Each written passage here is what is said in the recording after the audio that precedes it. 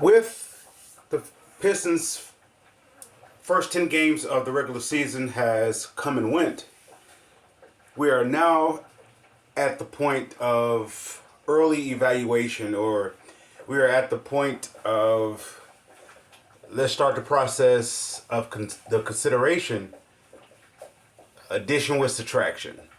All right. With the key addition, or let's say with the return key addition of Ausar Thompson receiving clearance to resume physical activities or on-court activities, that is going to ramp up over the next coming weeks or so, maybe even sooner than that, because I believe that he was. I don't know if he was allowed in the facility, the practice facility or whatnot, or around. I don't know if he was able to travel or go to games or whatnot. I do believe that he was around. So I believe Coach Fred Vincent was working with him. And I don't think his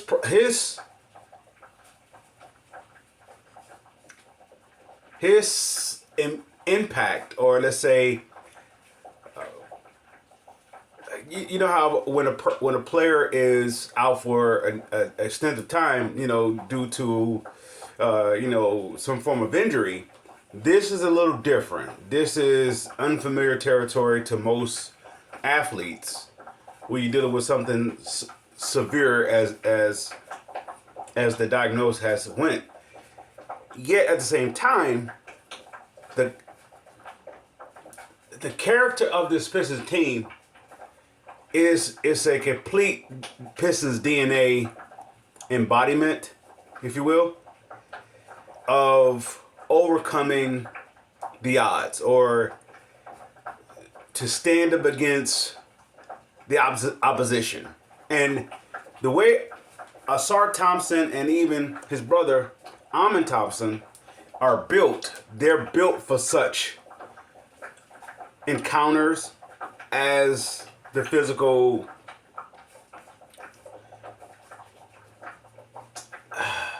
I want to be careful labeling this. The physical opposition. Let's label it that way. I believe they're built for it, and I expect his return to be a lot sooner than the average individual. Not because he's antsy, not because he's impatient or, rushing the process. The Thompson twins are built differently. Okay, with that said, after the first 10 games, they had a record of 4-6, I believe. 4-6. I gave them the prediction of 3-7. So they beat me by 1. In my book, that's an improvement. With that said, going into this next stretch, this next 10 games, I give them a record of 4-6. I give them a record of 4-6. No. Scratch that. Forgive me. I give them a record of 6-4. 6-4. Here's the reason why I give them the prediction of 6-4. Having Ausar Thompson in, let's say, even if he's being monitored with his minutes and limited action, just having him in the atmosphere that he could play contact is a vibration, or it's a, I want to call it a magnetic pulling, if you will. He has a positive pull. Well, the team is already going in a positive direction. They may have faced some adversity, and they're going to face some more. Yet, having Ausar Thompson is great. Here's why it's great. It's great for the likes of the backcourt. It's great for the likes of the front court. It's great for the likes of the reserves. Having Ausar Thompson takes a lot of weight off of every possible unit that can hit the floor. Whether you're talking about the starters, or you're talking about the rotation, wherever, even the coaches. Having him, he's that special. Let's say this way. if you were to take Scottie Pippen off the Chicago Bulls, would they have been successful? Yeah. They may have to take a different approach of being successful. They would have been successful, but with Scottie Pippen, it took years off of Michael Jordan. It took years off of Michael Jordan. The things that Scottie Pippen was able to do, he affected the starting lineup, the bench rotation, as well as the opposition. You know, their game planning, if you will. Because you have to monitor him and his ability to, as he would say, his job is to cut off the head of the snake. He hits the person who is initiating the tempo. That's how Ausar Thompson is. That's how I could say Ron Holland are both of those. That's how they are. They're built to take out the individual who is, or individuals' job is to bring in a tempo. They are a tempo, what you say, nullifier? Nullifier? So they extinguish that. And I'm excited for Ausar Thompson for two reasons. One, he gets to get the clearance to come back, and he's able to get that off of his shoulders, off his mindset. And then at the same time, also he's able to get back with his teammates and brothers and develop an extended bond. And then lastly, is because he all around makes the team a better team. With that being said, it also puts the Pistons in a supply and demand type of evaluation. Now, of course, you got some teams, they may have, I don't want to say more exciting or lucrative players to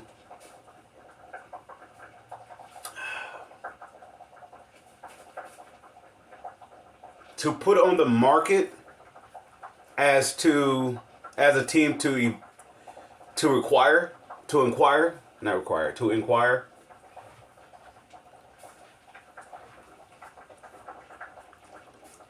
I always have my questions about one particular player, which is Tim Hardaway Jr. When I look at him play, I see Evan Fournier. I see that type of player. A player that's a bit arrogant. And that's not taking away his skill set. He is what he is. Yet he is not what he is. It's almost like the comparison where they had Austin Rivers going to the Clippers, and his dad was the coach, and he had like this approach like he was the best. But that was off the shoulders of his dad. His resume didn't show that. So the players was a little annoyed by it. I ain't gonna say a little, they was a lot annoyed by it. Because he was given this privilege based upon who his father was. Or you could say the power that his father has. And I don't want to say that is the extent of with Tim Hardaway Jr. I could say he's a little bit more milder, a little bit less in your face with it. Arrogant, if you will. I just get the vibe from an Evan Fournier type of player. They're decent players, but they're not what they think that they are. If Tim Hardaway doesn't hit shots, I don't know if that's the role that they give him the green light to be. Is that okay? You're there to space the floor. Or that's just how he's playing. Don't get me wrong. Every now and again, you'll see some hustle plays. You see some putbacks. You see some slashing. You see some things of that sort.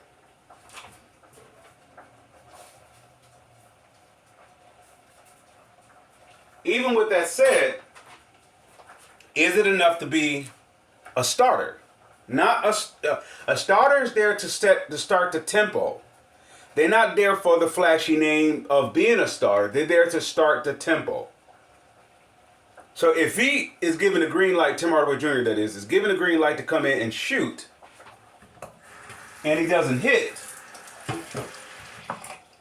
then his next option is to be is to give some form of contribution in a way that he is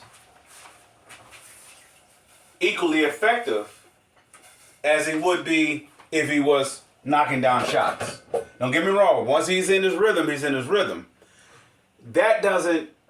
If I look at Ausar Thompson, let's say a completely healthy Ausar Thompson, it makes Tim Hardaway Jr. It does one or two things. It either increases the bench one or two ways. Either you're putting Jaden Ivey to the bench, or you're putting Tim Hardaway Jr. to the bench. Ausar Thompson in the starting lineup makes everything better. It takes... It edifies... No, not edify. It actually enhances the Ron Holland effect. Ron Holland the second effect. It enhances that. What Ron Holland is able to do in that second unit, him, Stewart, and Beasley, it enhances that. Now, let's say if you were to add another weapon to that reserve coming in. Now you have a reserve unit that's equally as good as your starters. What is that replicating? Bad boys going to work crew. That's the only time the Pistons had... Well, the time that Pistons were ever at their peak or at their best is when they had a quality reserve. You're talking about maybe four... You're talking about an 8-man to 9-man rotation.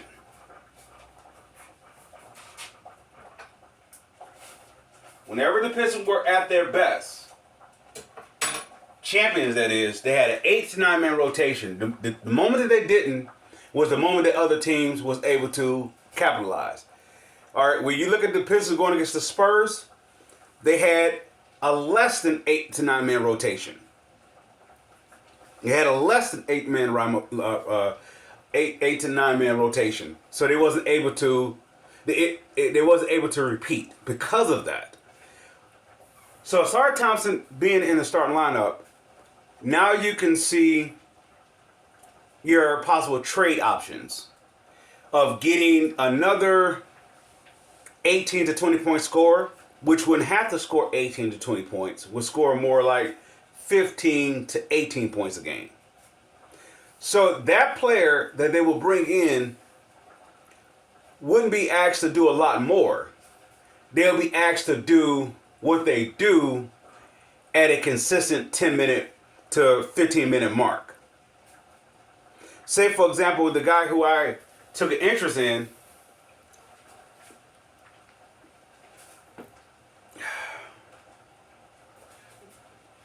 Vucevic, Nikola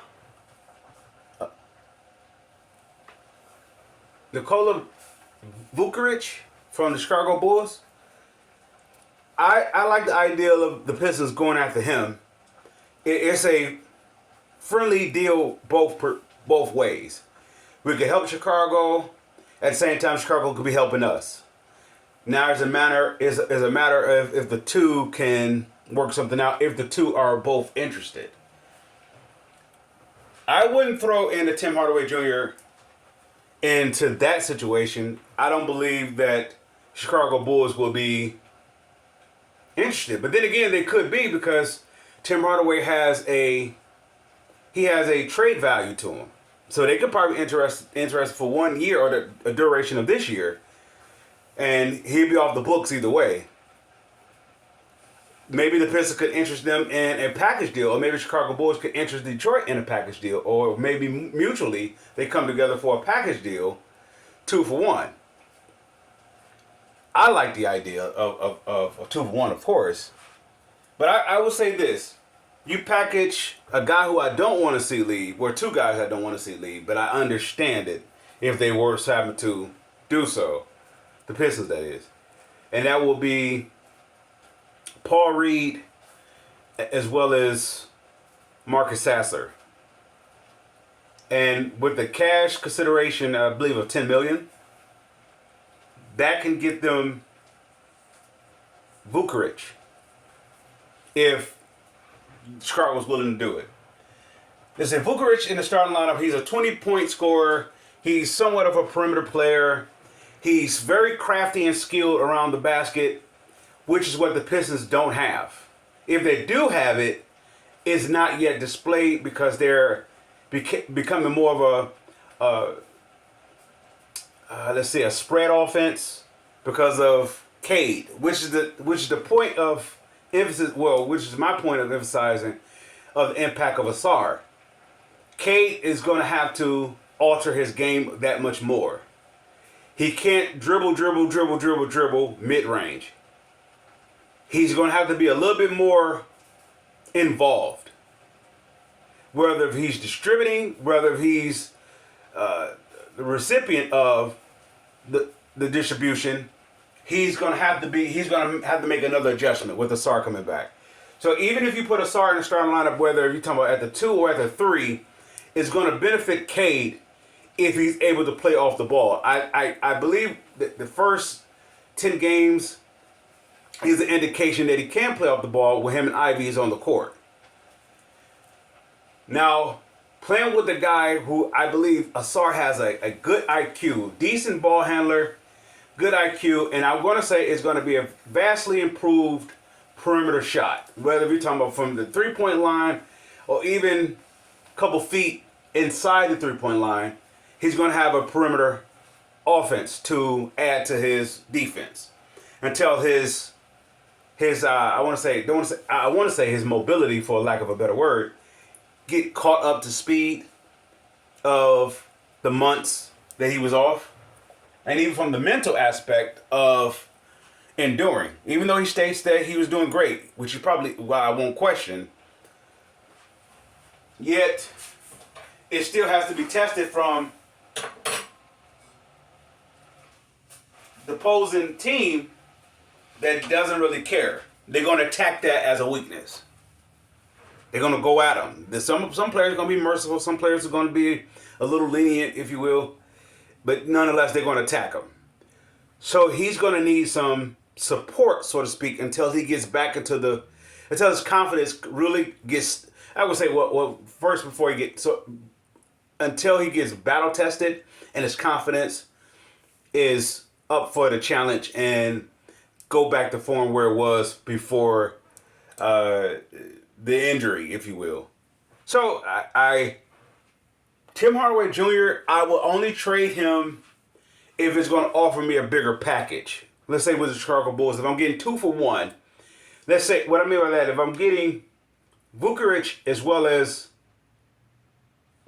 let's say, Lonzo Ball, or I'm getting a package deal, then I would involve Tim Hardaway Jr. Other than that, Tim Hardaway Jr. could stay on my reserve. Or he's going to be in the starting lineup until Ausar is ready to take that position. Paul Rudd, Sasser, and $10 million cash consideration will be my pitch towards Chicago Bulls if they're willing to take it. They may be looking for maybe draft picks or some other player, that sort of thing. We're going to have to negotiate. We're going to have to come to some form of, But why would I go after the 6'10 center versus a 7-foot center? Well, there's not many 7-foot centers available. Yeah, they could be. Yet it's going to be more likely going to be a developing player, unless you're trying to trade for a player that is somewhat established. You're going to have to give up some key acquisitions. You're going to have to give up some key players. You're going to have to give up something to get those type of players. So this is why I would say with the Vucevic, I don't know if it would have to involve players that are key contributors, key contributors to the Pistons. So if I were to put, if the trade went through and I gave up Paul Reed, my center rotation is Stewart, Vukovic, and Duran. I'm taking it all day. I'm taking that all day. That now I'm a bona fide playoff team. I'm a bona fide playoff team, as well as my developing process is still untouched. It still is able to develop, if you will. 2 years, this year, the remaining of this year and next year is for Vukovic. This year and next year for Tobias. And I believe there's another player who's up on our 2 year. You have all the rebuilding players. They're pretty much up under that self same window, with the exception of Cade.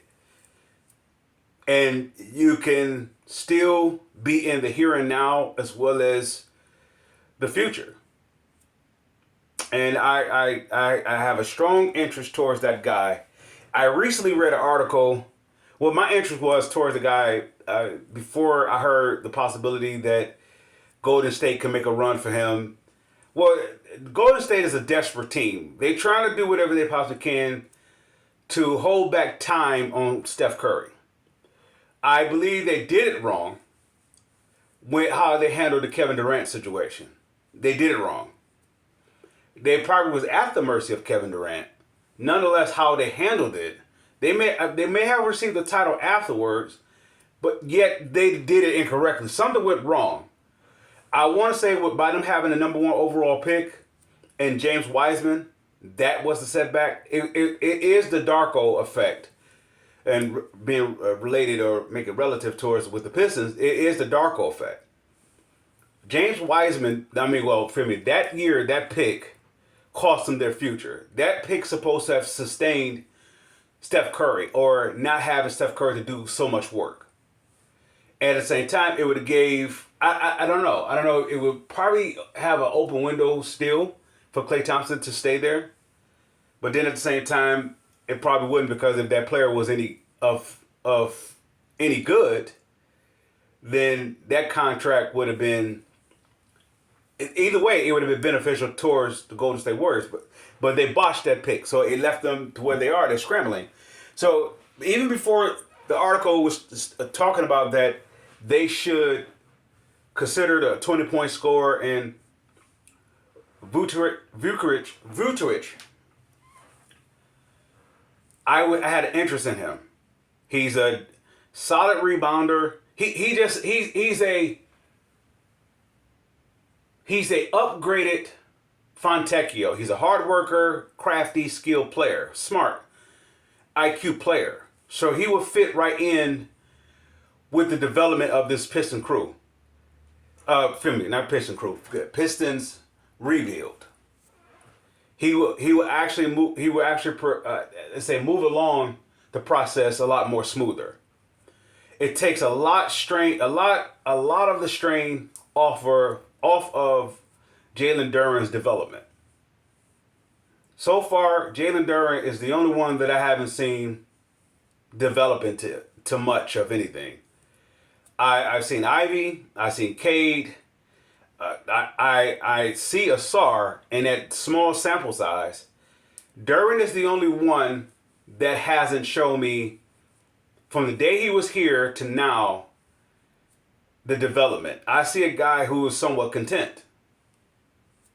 And with that being said, if the Pistons are going to move forward with him by having Vukovic, it doesn't put the Pistons in a hard pressed situation where they have to have the waiting game on Duren's development. By now, Duren should be shooting a jump shot. The putbacks is okay, but it's the lingering situations all over again. We're not talking about the injuries. That's something that you deal with. He's just a putback guy. That's what he's good for. As young as he is, right now, his game should have at least be attempting jump shots. Well, maybe it is, and they're just not allowing him to do so, because of they're trying to see what they have with the perimeter players that they do have, along with Cade, and they integrating that. If I can say that, if I'm able to say that, they're implementing. What is the word I'm looking for? I don't know. I'm being tongue tied. Of the perimeter players with K's offense, along with Jaden Ivey. I don't know. I don't know the direction what they're approaching with this. Yet, I should see at least maybe two to four attempts of jump shots from Duran. Either the players are looking for him because he's showing that in practice and showing he can do it, or it's drawn up that way to look at him, to exploit him in that regard. Nonetheless, I don't see it, or I haven't seen it thus far. So with Vucevic though, that doesn't have me to put all my eggs in the basket of Duran. And out of the rebuilding players, Duran is the one who I have the microscope on the most. Of, the investment that is. Ivy, in my opinion, he's worth the investment. My gauge is Duran will click in. I don't think they're going to trade him unless they get a fantastic deal, blown out of the waters type deal for a all-star, borderline, maybe even superstar type player. I that's the only way I can see the Pistons unloading him. Not saying that Duran is that type of talent, is that they will be giving up on the potential of what he can be, in spite of the injuries. Other than that, I don't know. I see him as a key contributor going forward. At the same time, I don't have to put all the pressure on him to be a key contributor. By me having that center that we spoke about, they could take more chances. They could have a little bit more fun because they have a quality player in such as Vucevic, if I can get that out. So that's my take on that. I give the Pistons this next stretch of 10 games. I give them a 6-4 record. It's a massive upgrade to have Ausar Thompson back. It's going to affect the team in multiple areas, in multiple ways. The rotation is going to get better. The play is going to get better. The turnovers are going to become less because they're going to be more ball responsible because of the pressure they're going to be emphasizing on defense. If you're putting that much effort on defense, you're not looking to turn the ball over on offense because you put too much energy or effort into playing to stopping the opponent. You're not looking to going down and just throw it away. If so, if you have those players that, including Cade, they should they should go to the bench. If any player, if this team is coming together collectively, defensively, which I can see in the next, let's say, next 20 games, with the assumption that Ausar Thompson will be further along and his recovery and maybe getting some court activity, this team is their defense is going to take the next step forward, right? Cade is going to, I will ask Cade to do a lot less offensively. Like, once again, if my expectation for Cade is he has to ultimately be the most versatile, mentally versatile player on the team. He has to be that cerebral that he has to adjust his game in every different direction, regardless to what. He has to be on the fly. He can't be what he was in college. He can't be dribble, mid-range, or that mid-range area. That's it. Other than that, he can't. If he's going to be that, then he can't be the leader of this team, unless that's going to be how your team is structured. If so, that may affect you defensively because that is highly turnover prone-ish, if I can say it that way. So Cade is going to have to make the biggest leap, the biggest adjustment once Ausar comes back. Yet it shouldn't be that hard of an adjustment because of the impact of Ausar. Ausar, if you were to, okay, you have, oh Jesus, I forgot about Fontecchio. I forgot about him. Okay, you have off the bench, you have Beasley, Fontecchio, Stewart, either Ivy or Cade playing with that rotation, along with Tim Hardaway Jr. So somebody is going to play less, not asked to play more, or someone is going to be dealt once Ausar gets further along and acclimated. Detroit should have maybe 9 to 10 man rotation on a given night.